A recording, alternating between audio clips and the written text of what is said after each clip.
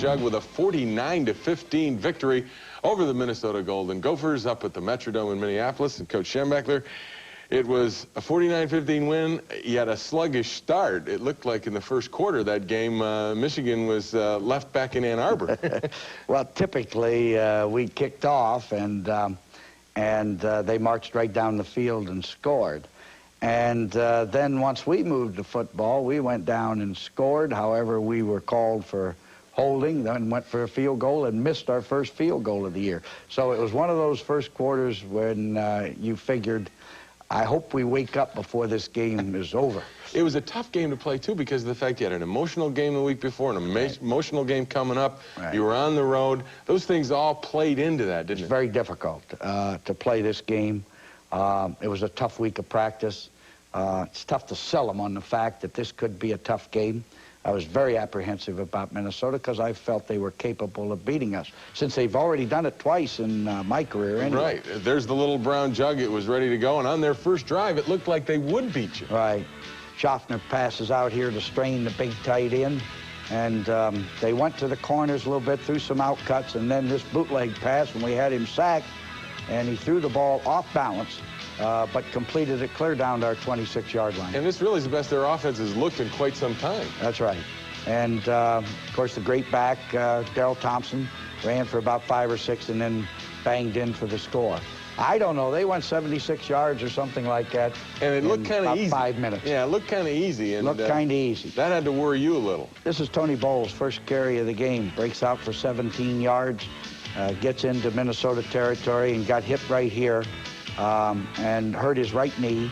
The knee's being examined there by the doctors, and we don't know how bad it is, but he's out of the game for good. Michael Taylor comes back. He hits Greg McMurtry for a touchdown. Unfortunately, we were called for holding. After the penalty, we went to the field goal, and J.D. Carlson missed his first field goal of the year, and so we're still trailing 7-0. And you're trying to find the alarm clock. Yeah, that's right. We got to get up here, get going. Taylor goes back to pass, hits McMurtry at the 30. The pass was there, and that's what really got you started. The pass got us going. Of course, we started the game with 3 passes unsuccessfully. Here he throws back to Chris Callaway. And we're across midfield here real fast. A bootleg pass. Mike puts it up in the air. It's a little bit short. And Greg was wide open early, and he took the ball away from 2 Minnesota defenders for our first score. And made it 7-7. And that's in the second quarter. And now your special teams come in and, again, give you a boost and help wake you up. Gave us a break here. Herbal, the Minnesota punter,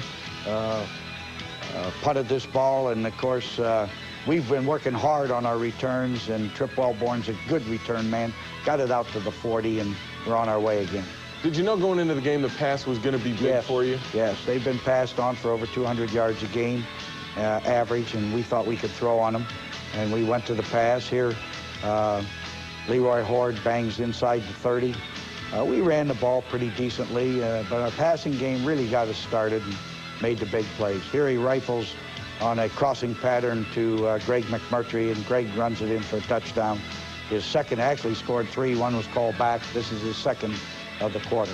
And that makes it 14-7, and then Minnesota comes back, but the defense started to stiffen. Did you started to play a little bit, started to put a little more pressure on the quarterback.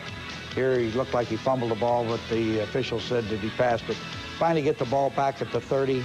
Here Leroy Horde goes ripping off tackle and goes in standing up for the 3rd touchdown to make it 21-7. At that point, you got to figure, okay, we're starting to get back in it a little bit mentally, I think. We're playing pretty well now. Just before the half, this is a 3-play drive for a touchdown, a 28-yard run by Leroy Horde. Stops the clock with a minute left. Mike goes back to pass, and we had receivers open all day. Here, Callaway right over the middle with a big gainer. Mike comes right back. This is a 3rd play of the drive just before the half, and he hits McMurtry on the corner route, who goes into the end zone for the touchdown. And we're up 28-7. 28 points in the second quarter. It looked like Michael looked left and looked that defense off McMurtry. You can't throw those passes if you don't look them off.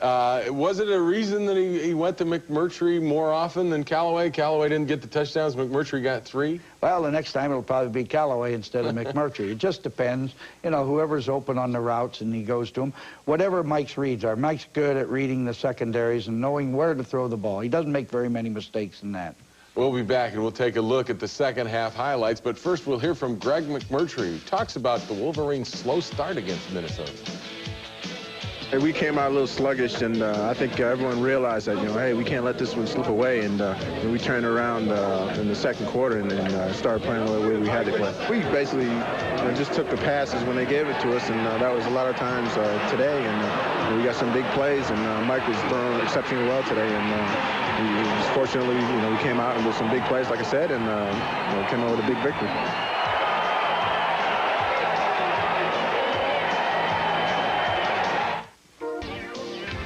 Well, the Wolverines certainly woke up. Mike Evans had a lot to do with that in the second half, the second quarter, actually. And going into that second half with the big 28-7 lead, I know you sometimes don't like that kind of situation, yeah, but you had to be delighted with the way the team responded with their first possession in that second half, because it was like the game was on the line. Well, once we got to football in the second half, we moved it, Jim, and that was critical. If you're going to take control of the game, you have to do that. Here, Leroy Horde runs in his first drive, picks up 7 yards. Unfortunately, got injured at that time and left the game. Gerard Bunch, the fullback, bangs in there for a first down. Alan Jefferson is now in at tailback, skirts left end with good speed, picks up good yardage. We're close to a first down. Here's a 3rd and 3. Mike goes back to pass, finds McMurtry over the middle again for a big gain, and that route had been real good for us. Rolls out here on first down at the 3-yard line and hits Jefferson in the corner for a touchdown.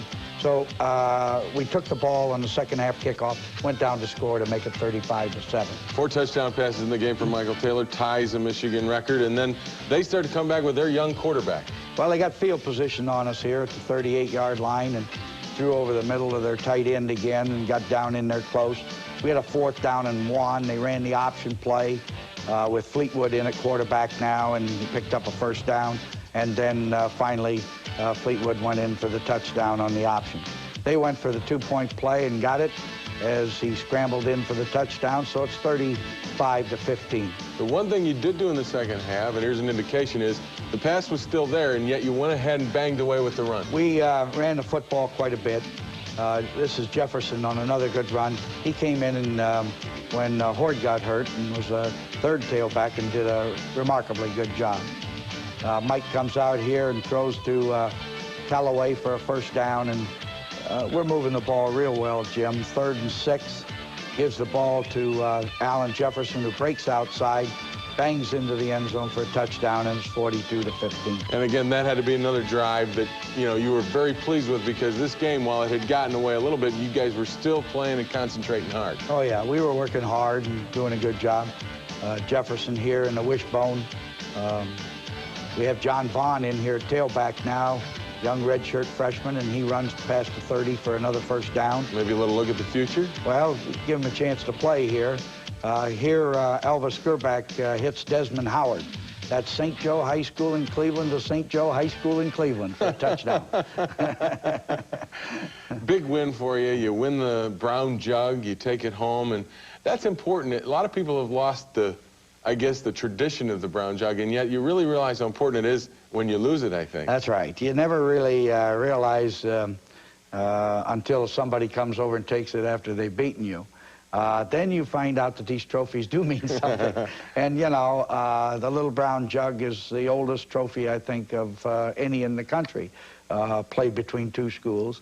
And we've been fortunate to keep it here most of the time. Overall, other than the first quarter, you had to be real pleased with the performance of the club, especially in a tough situation with that emotional game behind you with Illinois, the one coming up. They had to respond on the road, and I thought they did a good job. They did, and I'm pleased that we won the game and how we won it.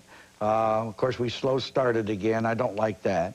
And I don't like the fact that our first 2 running backs are, banged up right now. Hopefully we'll have him back. I really won't know that until later in the week. The other problems that you've had earlier in the season, it appears as though the kicking game is coming around. I mean, the placement game has been good with Carlson doing the job. The punting game seems Stapleton's getting things going a little bit better. Well, we're a little better. We're doing a better job there. We're covering better. We had a great punt return, which was good. Kickoff returns, I think we could do a little better job. But taking everything into consideration, it was a good victory for us in preparation for the big one coming up. Well, we'll be back and we'll take a look at a historical win by Michigan. We'll go back 20 years, maybe the biggest win in Bo's career. That's when we return. Well, I think it's kind of like your first bicycle. You always remember that first one. You're happy and glad every time you get a new one or a new car. You always are happy, but you remember that first one a little bit more. And I think this was the first big victory we had here at Michigan.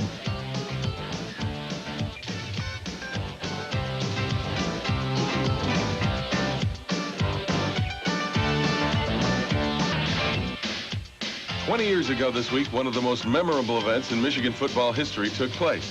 The Ohio State Buckeyes, ranked #1 in the country for 2 straight years and led by the legendary Woody Hayes, rolled into Ann Arbor as 2.5 touchdown favorites to beat Michigan. But a first-year coach named Schembechler had the Wolverines primed and ready. Michigan upset Ohio State 24-12 and shocked the football world. Even Coach Hayes admitted on the home video The 10-Year War, Michigan's victory was no fluke. But they beat the greatest team that ever stepped on a college football field. I don't think there's any question what our 69 team, and I don't say that with bias, we were so far ahead in the national polls when we went up there, it wasn't even close. The game itself saw Wolverine Barry Pearson emerge as the hero. He intercepted 3 Ohio State passes and returned a punt to the Buckeye goal line.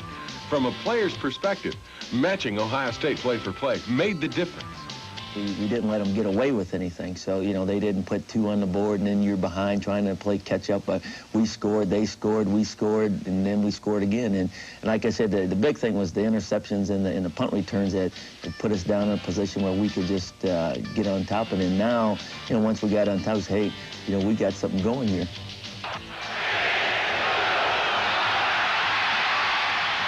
And there it is, what has to be the upset of the century. As the euphoria following the upset win spread across Ann Arbor, the impact of the victory had not yet been realized.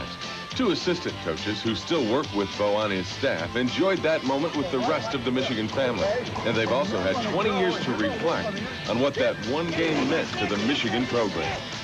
A lot more pressure on us.